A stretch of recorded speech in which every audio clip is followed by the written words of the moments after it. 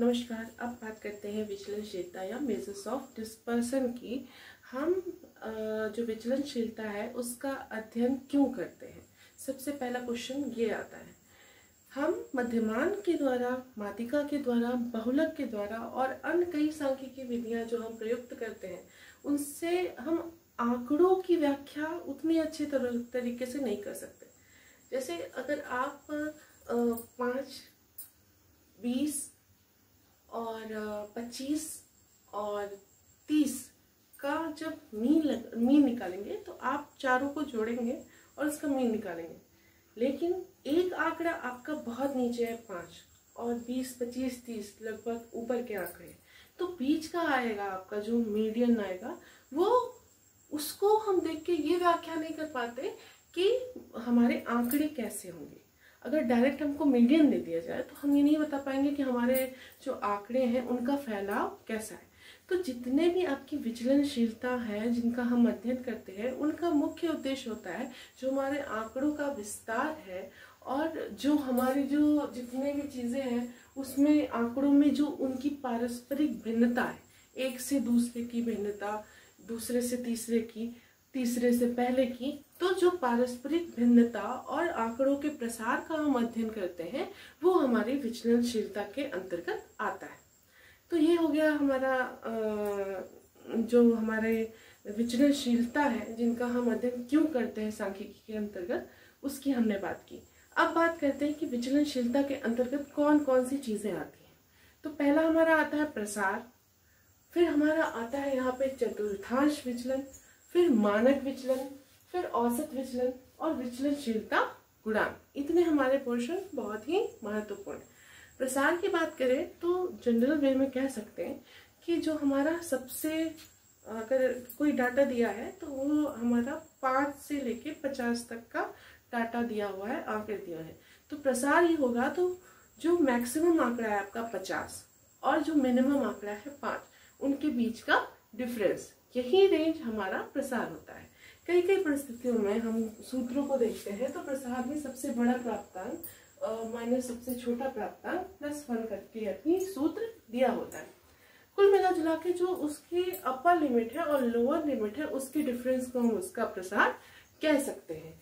अगर हम प्रसार गुणांक की बात करें तो जो हमारा अधिकतम प्राप्तांक है और जो हमारा न्यूनतम प्राप्तांक है उनके डिफरेंस और अधिकतम और न्यूनतम प्राप्तांक के योग का जो हम वो अनुपात लेते हैं वही हमारा जो है आपका प्रसार गुणांक होता है। मतलब हम कह सकते हैं कि प्रसार गुणांक क्या होता है, अधिकतम मान माइनस न्यूनतम मान बटे अधिकतम मान प्लस न्यूनतम मान। तो ये हो गया हमारी विचलनशीलता में प्रसार का फॉर्मूला।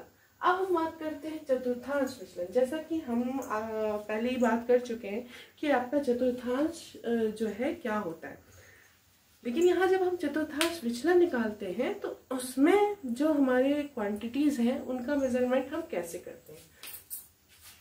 एक चीज को हम 3 भागों में बांटेंगे तब जाके वो 4 टुकड़ों में बटेगा। प्रत्येक बराबर भाग जो होगा वही आपका चतुर्थांश कहलाएगा। तो जो ये पोर्शन होता है आपका, ये वाला, ये आपका Q1 और ये Q3 होता है। इस पोर्शन को हम Q2 लेते हैं। क्या लेते हैं? Q2। मतलब ये लोअर आपका 25% और कुल आपका इधर लास्ट से 75% आपका Q3। तो अगर हम Q3 और Q1 का डिफरेंस निकालें तो हमारा क्या आएगा, ये अगर हम Q3 माइनस Q1 करें तो ये जो हमारा डिफरेंस आएगा ये 2 टाइम्स ऑफ Q2 Q का आएगा, आपका जो क्वार्टाइल है। तो यहाँ हम इसका अगर आधा कर देंगे तो हमारा मुख्य आपका चतुर्थांश आ जाएगा। अगर हम सूत्र की बात करें तो Q is equal to Q3 minus Q1 upon 2, जहाँ Q1 आपका n/4 प्लस 0.5, Q3 आपका 3n/4 प्लस 0.5 होता है।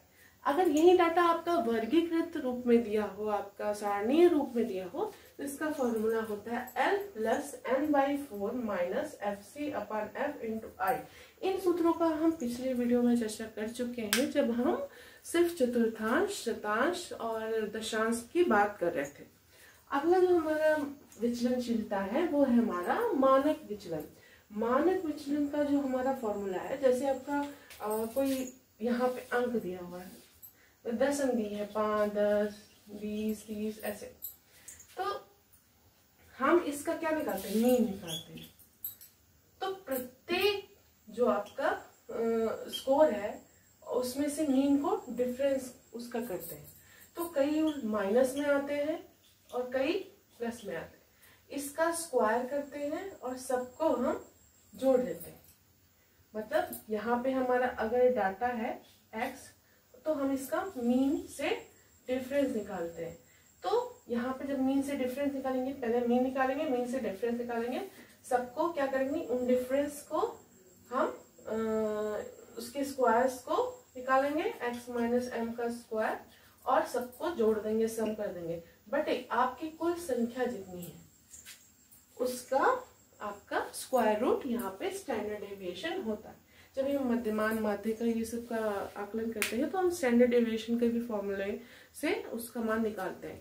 जब हम लोग एग्जांपल्स की बात करेंगे, कुछ डाटा को सॉल्व करने की बात करेंगे, तो विस्तृत रूप से इसकी चर्चा करेंगे कि हमारा मानक विचलन डाटा में कैसे निकाला जाता है। लेकिन आप मोटा मोटा ये जानिए कि किस प्रकार से इसका सूत्र होता है। अगला है आपका औसत विचलन। इसको मध्यमान विचलन भी कहा जाता है।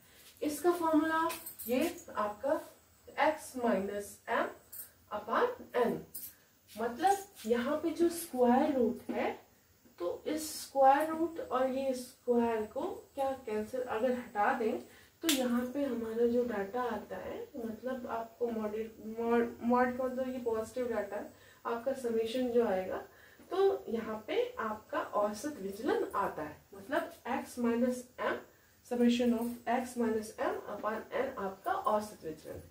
अब अगर हम विचलनशीलता गुणांक की बात करें तो यहाँ पे हम कह सकते हैं कि जो विचलनशीलता गुणांक है, इसमें हम जो मानक विचलन है बटे मध्यमान